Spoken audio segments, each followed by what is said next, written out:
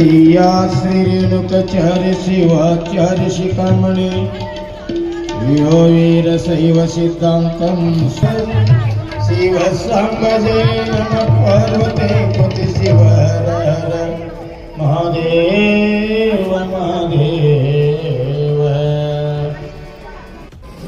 ಬಾಲಾಜಿ ವೆಂಕಟೇಶ್ವರ ಸ್ವಾಮಿಗೆ ದರ್ಶನ ಮಾಡ್ಬೇಕಾದ್ರೆ ಭಾಳ ಕಷ್ಟ. ಒಂದೆರಡು ನಿಮಿಷ ನೋಡೋಕ್ಕಾಗಲ್ಲ.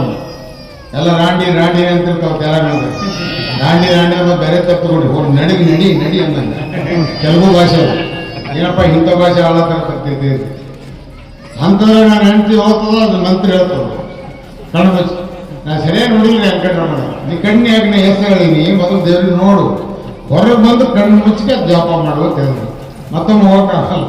ಅದಕ್ಕೆ ನಾನು ತಾಯಿ ಹೇಳ್ತೇನೆ ಯಾಕೆ ಇದು ಭಾರತ ದೇಶ ಇದೊಂದು ಧರ್ಮದ ಒಂದು ಬುನಾದಿಯಲ್ಲಿರ್ತಕ್ಕಂಥ ನಮ್ಮ ದೇಶ.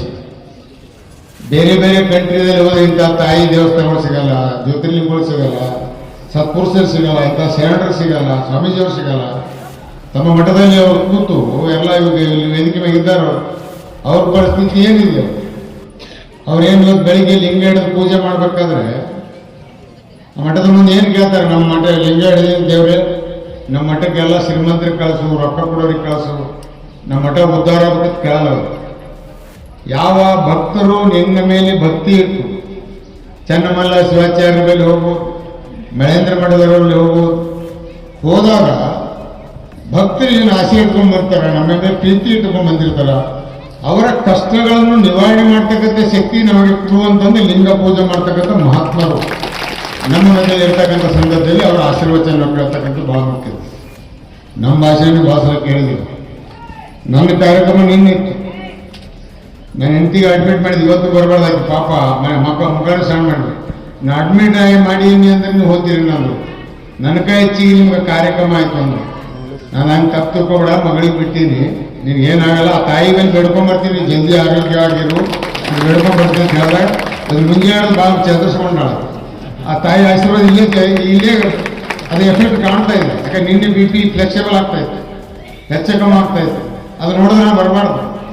ಇವತ್ತು BJP ಅವ್ರ ಕಾರ್ಯಕ್ರಮ ನಮ್ದು ಎಲ್ಲರಿಗೂ BJP ಅವ್ರ ಕಾರ್ಯಕ್ರಮ ನಮ್ಗೆ ಯಾಕೆ ಸೇರಿಸ್ಕೊಳ್ತೀರಪ್ಪ ಅಂತ.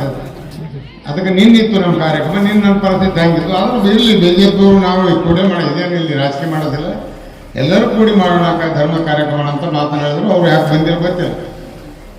BJP ಮುಖಂಡರು ಹಿಂದೆ ಆಮೇಲೆ ನಾವು ಹೋದ್ಮೇಲೆ ಬರ್ತಿರ್ಬೇಕು, ಅದು ಆ ಮಾತು ಬೇರೆ. ಈ ಸಂದರ್ಭದಲ್ಲಿ ನಾನು ಹೇಳೋದಿಷ್ಟೇ, ಧರ್ಮದ ಹಿಡಿತದಲ್ಲಿ ಭಾಳ ಚೆನ್ನಾಗಿ ನಮ್ಮ ವೀರಸ್ವಾಮಿ ತಾಯಿ ಮೇಲೆ ಒಂದು ಹಾಡಾಡ, ಅವರ ಸಂಗೀತ ನಾವನ್ನು ಕೇಳಬೇಕು. ಅದ್ರ ಸಮಯ ಭಾಳ ಯಾಕಂದ್ರೆ 11 ಗಂಟೆಗೆ ಅಂದ್ರೆ 11 ಗಂಟೆಗೆ ಕರೆಕ್ಟ್ ಬರ್ತಾ ಇದ್ದೆ. ಮತ್ತೆ ಫೋನ್ ಬಂದು ನೀವು ಇನ್ನ ಪೂರ್ತಿದು ಪೂಜೆ ನಡೆದಲ್ಲಿ ಬರಬೇಡ, ಯಾಕಂದ್ರೆ ನಮ್ಗೆ ಗೊತ್ತಿಲ್ಲ ಟೈಮ್ ಅಂದ್ರೆ ಟೈಮ್. 50 ವರ್ಷದ ರಾಜಕಾರಣದಲ್ಲಿ ಒಂದು ನಿಮಿಷ ಲೇಟ್ ಅಲ್ಲಿರೋದು, ಯಾವ ಟೈಮ್ ಕೊಡ್ತೀವಿ ಆ ಟೈಮ್ ಹೋಗಿ ಕೆಲಸ ಮಾಡೋ. BJP ಪಾರ್ಟಿಯಾಗಿದ್ದವರು 11 ಗಂಟೆಗೆ ದೀಪ ಹಚ್ಚಲಕ್ಕೆ ಕರಿತೀವಲ್ಲ, ಯಾವ ವೃತ್ತಿಯಲ್ಲಿ ಇಡೋಣ, ದೀಪ ಹಚ್ಚಿ ಹೋಗ್ತೀವಿ, ಆಮೇಲೆ ನಿವೃತ್ತಿ ಮಾಡಿ. ಯಾಕಂದ್ರೆ ಟೈಮಿಗೆ ಆಟೋ ಬಂದದ್ದು, ಯಾವ ಸಮಯಕ್ಕೆ ಬೆಲೆ ಕೊಡಲ್ಲ ಅವ ಜೀವಂತ ಇದ್ರು ಹೇಳ್ತಾನೆ, ಸಮಯಕ್ಕೆ ಮಾತು ಕೊಡೋದು. ಹೀಗಾಗಿ ನಾವು ಇಲ್ರಿ ನೀವು ಮೊದಲೇ ನಾವು ಬಂದಾಗ ಕಾಯಕ್ಕಾಗಲ್ಲ ಅಂದಾಗ, ಇಲ್ಲ 12ವರೆಗೆ ಬರ್ರಿ ಅಂದಾಗ ಮತ್ತೆ ಸ್ವಲ್ಪ ಕಾಯಕವೇ ಕೈಲಾಸ ಅಂತ ತಿಳ್ಕೊಂಡು ತೋಟ ಬಂದ್ರೆ ನೋಡೋದು ಬಂದ ಕಬ್ಬದ ಹಚ್ಚಲತ್ತೀರಿ, ಹೆಂಗೆ ಮಾಡತ್ತೀರಪ್ಪ ಅಂತ ಹೇಳಿ ಅದನ್ನು ಮಾಡಿ ಬಂದಿದ್ದೀರಿ. ಇಲ್ಲಿ ಇಷ್ಟೇ ಹೇಳೋದು, ನಾವು ತಂದೆ ತಾಯಿಗಳು ನಮ್ಮಲ್ಲಿ ಬರೋದು, ನಮ್ಮ ನಿಜವಾದ ದೇವರೇ ಅವರಿಗೆ. ತಂದೆ ತಾಯಿ ಇಲ್ಲದೆ ಇದ್ರೆ ನಾವೆಲ್ಲಿ ಬಿಡ್ತಿದ್ವಿ? ಅವರೇ ಹೇಳ್ತಾರೆ ಪೂಜ್ಯರೇ, ಮಾತೃದೇವ ಭವ, ಪಿತೃದೇವ ಭವ, ಆಚಾರ್ಯ ದೇವ ಭವ, ಗುರುದೇವ ಭವ, ಆಮೇಲೆ ಅತಿಥಿ ದೇವ ಭವ, ಇವೆಲ್ಲ ಪೂಜ್ಯರು ಹೇಳ್ತಕ್ಕಂಥ ಸಂದರ್ಭದಲ್ಲಿ ತಂದೆ ತಾಯಿ ನಮಗೆ ದೇವರಿಂದ ಅವರನ್ನು ಪೂಜೆ ಮಾಡಬೇಕು. ಯಾಕೆ ಇತ್ತೀಚೆಗೆ ನಾವು ನೋಡ್ತಾ ಇದ್ದೀವಿ, ತಂದೆ ತಾಯಿಗಳು ಬೆಳೆಸ್ತಾರೆ, ಕಷ್ಟಪಟ್ಟು ಕೂಲಿ ಮಾಡಿ ಕುರ್ಪಿ ತೊಗೊಂಡು ಹೋಗಿ ಹೊಂದೇ ಕೆಲಸ ಮಾಡಿ ಬೆಳೆಸ್ತಾರೆ. ITI ಪಾಸ್ ಆಗ್ತಾನೆ, ಕಂಪ್ಯೂಟರ್ ಪಾಸ್ ಆಗ್ತಾನೆ, ಸಂಬಳ 8-10 ಲಕ್ಷ ರೂಪಾಯಿ ಅವನಿಗೆ ಪ್ಯಾಕೇಜ್ ಬರ್ತದೆ. ಅವನು ಮದುವೆ ಮಾಡ್ತಾರ, ಮದುವೆ ಮಾಡಿದಾಗ ಮುತ್ತು ಕೊಡೋರು ಮರಿತೀವಿ, ಅದು ಆಗಬಾರ್ದು. ಮುತ್ತು ಕೊಡೋರಿಗೂ ಮರಿಯೇ ಹೇಳಲ್ಲ, ಅದು ತುತ್ತು ಕೊಟ್ಟವ್ರಿಗೆ ಮರಿಬಾರ್ದು. ತುತ್ತು ಕೊಟ್ಟವರೇ ನಮ್ಮ ನಿಜವಾದ ದೇವರುಗಳಿಂದ, ಅವರನ್ನು ಯಾವತ್ತೂ ಸದಾ ಪ್ರೀತಿಯಿಂದ ನೋಡ್ಬೇಕು. ನಾನೇ ಕಡೆಗೆ ನೋಡ್ತೀನಿ, ಲಕ್ಷಗಟ್ಟಲೆ ದುಡ್ಡು ಬರ್ತದೆ, ಆದ್ರೆ ತಂದೆ ತಾಯಿ ನೋಡಕ್ಕೆ ಟೈಮ್ ಇಲ್ಲ. ಸಸಿದೇವ್ರಿಗೆ ಮಾಡಿ ಪುಣ್ಯ ಅಂತ ಹೇಳ್ತಾರ, ಆದ್ರೆ ಓಟ್ ಹಾಕಳಿಗೆ ಹಾಕಲ್ಲ, ಮನ್ಸು ಬರಲ್ಲ. ಆದ್ರೆ ನನಗೆ ಆ ಓಟ್ ಬೇಕಾಗಿಲ್ಲ. ನಾ ಮಾಡಿದಂಥ ಕೆಲಸದ್ದು ಸರ್ಟಿಫಿಕೇಟ್ ಯಾರ್ಲಿಂದ ಬೇಕಾಗಿದೆ ಅಂದರೆ ಆ ಪರಮಾತ್ಮದಿಂದ ಬೇಕಾಗಿದೆ. ಆ ಪರಮಾತ್ಮ ನನ್ನ ಜೊತೆಗಿದ್ದಾನೆ ಅಂತ ತಿಳ್ಕೊಂಡೆ. ಕರೋನಾದಾಗ ನಾವು ಹೋದವನೇ ಪೂರಾ ವೆಂಟಿಲೇಟರ್ ಮೇಲೆ ಇಟ್ಟಿದ್ರು ನಮಗೆ ಎಲ್ಲ. ಒಂದು ತಿಂಗಳು ಆಗಿದ್ದೇನೆ. ಒಂದು ವಾರದಲ್ಲಿ ರಿಕವರಿ ಆಗೋ ನಂದು ಮೇನ್ ಸೋಕ ನನಗೇನಾಗ್ತದೆ ಅಂತ ತಿಳ್ಕೊಂಡು ಆ ಕರೋನಾ ಕೇರ್ಲೆಸ್ ಮಾಡ್ದ. ನಮ್ಮ ನಳಿನ್ ಕುಮಾರ್ ಕಟ್ಲಿಗೆ ಬಂದಾಗ ಅವ್ರು ಹೇಳಿದ್ರು ನನಗೆ ಕರೋನಾ ಬಂದಾಗ ಚೆಕ್ ಮಾಡ್ರಿ ಅಂದ್ರು. ನಳಿನ್ ಕುಮಾರ್ ಮಂಗಳೂರು ಮಂದಿ ಮೆತ್ತಿರ್ತದೆ ಅವ್ರಿಗೆ ಆಗ್ತದೆ, ನಮಗೇನಾಗ್ತದೆ ನಾವೆಲ್ಲ ಕಲ್ಯಾಣ ಕರ್ನಾಟಕ ಜನ ಅಂದ್ರೆ ಖರ ತಿನ್ನೋ ಜನ ಗಟ್ಟಿ ಜನ ಅಂತ ತಿಳ್ಕೊಂಡು ಒಂದು ವಾರ ಆಗ ಮಗನ ಶುರು ಆಯ್ತು.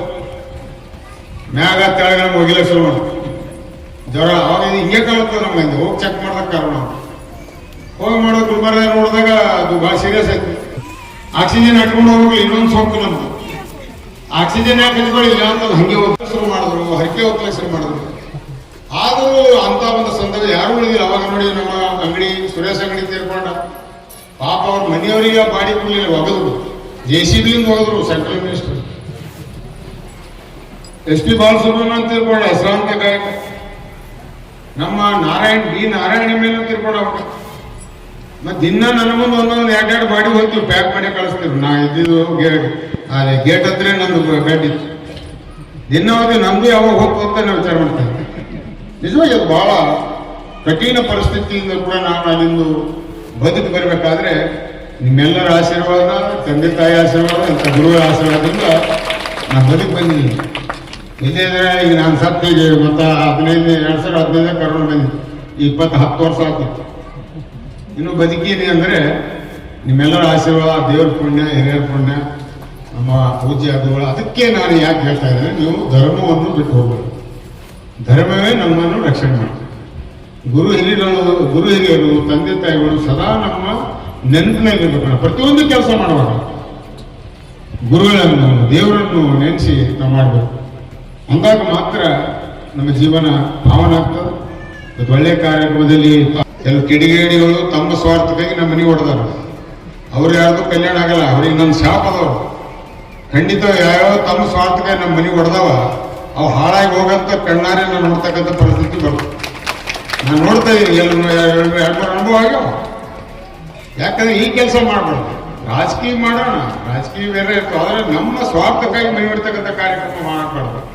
ಇದು ನಮ್ಮ ಬಹಳ ವೆಂಕಯ್ಯ ಗುತ್ತೇದಾರರ ಈ ಒಂದು ಕುಟುಂಬ. ಮಾಲಿಕಯ್ಯ ಗುತ್ತೇದಾರ ವೇದಿಕೆ ಕೂತು ಒಂದೆರಡು ಅಣ್ತಂದ್ರೆ ಜಗಾಡಿ ಬಂದ್ರೆ ಏನಲ್ಲಿ ನಾಚಿಕೆ ಬರ್ಬೇಕು. ನಿಮ್ಗೆ ಇಬ್ಬರೇ ಇದ್ರಿ ಜಗತ್ತಿಗೆ ನೋಡಿ 7 ಜನ ಇದ್ದವು.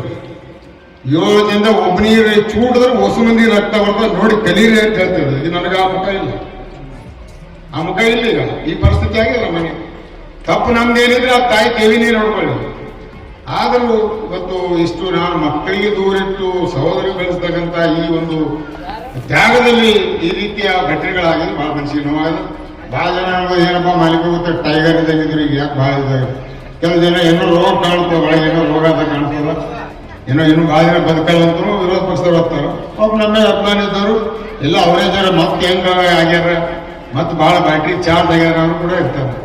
ಅದು ನಿಜವಾಗಿ ಹೇಳಿದ್ರು ಅವ್ರು ನೋವಿದೆ, ಮನಸ್ಸಿನಲ್ಲಿ ನೋವಿದೆ. ಯಾಕಂದ್ರೆ ಇಂಥ ಒಂದು ಕುಟುಂಬ ಉದಾಹರಣೆಯಾಗಿ ನಾನು ಹೇಳ್ತಾ ಇದ್ದೆ, ನಮ್ಮ ಕುಟುಂಬ ನೋಡಿ ಕಲೀರಿ ಅಂತ ಒಂದು ಕುಟುಂಬದಲ್ಲಿ ಹೊರತರ್ತಕ್ಕಂಥ ಕೆಲಸ ಕಿಡಿಗೇಡಿಗಳು ಮಾಡಿದಾರೆ. ಖಂಡಿತ ತಾಯಿ ಲಕ್ಷ್ಮಿ ಅವರು ಬಿಡೋದಿಲ್ಲ. ಅವರು ಆ ಕಷ್ಟ ಅನುಭವಿಸ್ತಿರ್ತಾರೆ ಅಂತ ಮಾತನ್ನು ಕೂಡ ಸಂದರ್ಭ ಹೇಳಿ ನಮ್ಮೆಲ್ಲ ಈ ಒಂದು ಹಡಗು ನಮ್ಮ ಭಾರತಕ್ಕೆ ಬರ್ತಾ ಇದೆ. ಅದು ನರೇಂದ್ರ ಮೋದಿಯಿಂದ ಆ ಗ್ಯಾಸ್ ಮಾಡ್ತಾರೆ. ಇಲ್ಲ, ಇದು ಒಂದು ನಾಯಕತ್ವ. ರಾಜಕಾರಣದಲ್ಲಿ ಇದ್ದೀವಿ ಬೇಕಾದ್ರೆ ಬಿಜೆಪಿ ಟೀಕಾ ಮಾಡೋದು, ಕಾಂಗ್ರೆಸ್ ಟೀಕಾ, ವಸ್ತು ಸ್ಥಿತಿ ಹಿನ್ನೆಲೆಯಲ್ಲಿ ಮಾತಾಡೋದು. ಯಾರು ಸರಿಯಾಗಿ ದೇಶಕ್ಕೆ ಕೆಲಸ ಮಾಡೋ ಅವ್ರು ಹೋಗೋಣ. ದೇಶಕ್ಕೆ ಸರಿಯಾಗಿ ಕೆಲಸ ಮಾಡಿದ್ರೆ ಯಾವನೇ ಇರಲಿ, ಅವ ನಮ್ಮ ಪಾರ್ಟಿ ಇರಲಿ ಅವ್ರ ಪಾರ್ಟಿ ಅವ್ರು ಓಡ್ತಕ್ಕಂಥ ಕೆಲಸ ಪ್ರತಿಯೊಬ್ಬರು ಬರಬೇಕು. ಇನ್ನು ಗ್ರಾಮ ಪಂಚಾಯತಿಗಳಲ್ಲಿ ಏನೇನಾಗ್ತದೆ, ಗ್ರಾಮದ ಸುಧಾರಣೆ ಆಗಲಿರ್ತದೆ. ನಿಮಗೆಲ್ಲ ಮನೆಗಳು ಕೊಡ್ತೇವೆ. 6,000 ಮನೆಗಳನ್ನ ತಿರುಗಾಡಿ ಹಂಚದ. ಎಲೆಕ್ಷನ್ದಾಗ ಒಬ್ಬರು ಮನೆಗೆ ಬಂದಿಲ್ಲ ಓಟ್ ಕೇಳಕ್ಕೆ. ಯಾಕೆ ತಿರುಗಾಡಿ ಹಂಚದ? ಬಡವರಿಗೆ ಮನೆ ಸಿಗ್ಬೇಕಾದ್ರೆ ನಾ ಸ್ವತಃ ನೋಡ್ಕೊಡ್ಬೇಕು ಅಂತ ಕೇಳಿದ್ರು. ತಾಲೂಕಲ್ಲಿ ತಿರುಗಾಡಿ ಹಚ್ಚಿದಾಗ 6,000 ಮನೆ ಸಿಕ್ತು ಒಂದು ನ್ಯಾಯಪೀಸ್. ಈಗೇನಿದೆ, ಈ ಮನೆ ತಂದ್ರೆ 20,000 30,000 ರೂಪಾಯಿ ದುಡ್ಡು ತಗೋತಾರೆ. ಚಪ್ಪಲಿ ಹೊಡಿಬೇಕು ನೀವು ಅವರಿಗೆ. 20,000 30,000 ಕೊಡ್ತಕ್ಕಂಥ ಮನೆಗಳು ಶ್ರೀಮಂತರು ಕೊಡ್ತೀವಿ, ಬಡವರು ಎಲ್ಲಿ ಕೊಡ್ಬೇಕು? ಬಡವರು ಎಲ್ಲಿ ಕೊಡ್ತೇವೆ? ಕೊಡಕ್ಕಾಗ್ತದೆ? ಪಾಪ ಮನೆಯಿಂದ ಹೋಗ್ತಾವ. ಸ್ವಾತಂತ್ರ್ಯ ಸಿಕ್ತು 20 ವರ್ಷ ಆದ್ರೂ ಏನೋ ಹಂಗೆ ಹೋಗ್ಬೇಕು. ಅಂಥವ್ರಿಗೆ ಮನೆ ಸಿಗಲತ್ತೆ ತಿರುಗಾಡಿ ನಾನು ಕೊಟ್ಟಿದ್ದೆ. ಅದು ಉಪಕಾರ ನಮ್ಮ ತಾಯಿಯವರು ತೀರಿಸಿದಾರೆ ನನಗೆ. ಆ ಸಂದರ್ಭದಲ್ಲಿ ಓಟ್ ಹಾಕಿದ್ರು, ಸಾಕಷ್ಟು ಜನ ನಿಂತಿದ್ರು, ವಿಠಲ್ ಏರೂರು ನಿಂತಿದ್ದ, ಮೂರ್ನಾಲ್ಕು ಪಾರ್ಟಿಗಳು ನಿಂತಿದ್ರು, ನಮ್ಮ ಅನೇಕ ಮುಖಂಡರು ನಿಂತಿದ್ರು, ಮಾಲಿಕೆ ಬಿದ್ದರು. ಸ್ವಲ್ಪ ಅಂತ ಟೈಮ್ ನಮ್ಮ ತಾಯಿದ್ರು ನನಗೆ ಆಶೀರ್ವಾದ ಮಾಡಿ ಆ ಸಂದರ್ಭದಲ್ಲಿ ಆರಿಸ್ಕೊಡ್ತೀನಿ. ನಾವು ಮರೆಯಕ್ಕಾಗಲ್ಲ, ಆ ಋಣ ತೀರಿಸಿರ್ತೀವಿ. ಇದು ಯಾಕೆ ಹೇಳ್ತಾರೆ? ಈ ಜಾಗೃತಿ ಬರಬೇಕು.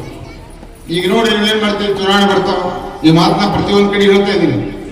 ಇವತ್ತು ನಮ್ಮ ಕೋಟಾ ಶ್ರೀನಿವಾಸ ಪೂಜಾರಿ, ಇವತ್ತು ಚೀಫ್ ವಿಪ್ಪರ್, ಮುಖ್ಯ ಸಚೇತ ಪಾರ್ಲಿಮೆಂಟ್, ಹೀಗೆ ಬಾಳಿ ಮಾತಾಡಿದ್ರು, ಮುಖ್ಯ ಸಚೇತ ಬಿಜೆಪಿದು, ನಮ್ಮ ಬೀಗರು ಒಂದು ನ್ಯಾಯಪೀಠದಲ್ಲಿ ಅವರಿಗೆ ಆರಿಸ್ಕೊಡ್ತಾರೆ. ವಿಧಾನ ಪರಿಷತ್ತಿನಿಂದ ಗ್ರಾಮ ಪಂಚಾಯತಿಯ ಸದಸ್ಯರು, ಚೇರ್ಮನ್ಗಳು. ನಿಮಗೆ ಗ್ರಾಮ ಪಂಚಾಯತಿ ದಕ್ಷಿಣ ಕನ್ನಡದಾಗ ಚಲಗಿರಿ ಗ್ರಾಮ ಪಂಚಾಯತಿಯ ಸದಸ್ಯರು ಒಂದು ನ್ಯಾಯಪೀಠದೆ ಕೋಟಾ ಶ್ರೀನಿವಾಸ ಪೂಜಾರಿ ವಿಧಾನ ಪರಿಷತ್ ಸದಸ್ಯರು ಮಾಡ್ತಾರೆ.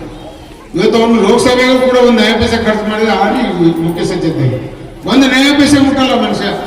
ಇಷ್ಟು ಸರಳ ವ್ಯಕ್ತಿಯನ್ನ ಸಿದ್ದೇಶ್ವರ ಸ್ವಾಮಿಗಳಿದ್ದಂಗೆ ಅವನು ಜೇಬಿಯಲ್ಲಿ ಇಂಥ ಇಲ್ಲಿ ಮಳೆತನ ಅದರಂತೆ ಮಳೆ ಬೆಳೆ ಬರ್ತಾರೆ. ನಾನು ಯಾಕೆ ವಿನಂತಿ ಮಾಡ್ತೇನೆ, ನೀವು ಏನು ಮಾಡ್ತಾರೆ ಎಲೆಕ್ಷನ್ದಾಗ ಬಂದಾಗ ನಾವು ರಾಜಕಾರಣ ಏನು ಮಾಡ್ತೇವೆ, ನಿಮ್ಮಲ್ಲಿ ಕೆಲವು ಚಟ ಬಿದ್ದದ, ಪೊಕೆಟ್ ಓಟ್ ಹಾಕೋದಿಲ್ಲ, ಈ ಮಕ್ಕಳ ಮೇಲೆ ಏನಾರ ರೊಕ್ಕ ತಗೋಬೇಕು. ಅದಕ್ಕೆ ಅವ ಇಟ್ಟು ಕೊಟ್ಟನ್ರಿ, ನಿತಿನ್ ಗುತ್ತೇರಾಟ್ ಕೊಟ್ಟನ, ಅರುಣ್ ಪಾಟೀಲ್ ಇಟ್ಟು ಕೊಟ್ಟಾರ, ನೀವೇನು ಕೊಡ್ತೀರಿ ಅಂತ ಕೇಳ್ತೀರಿ.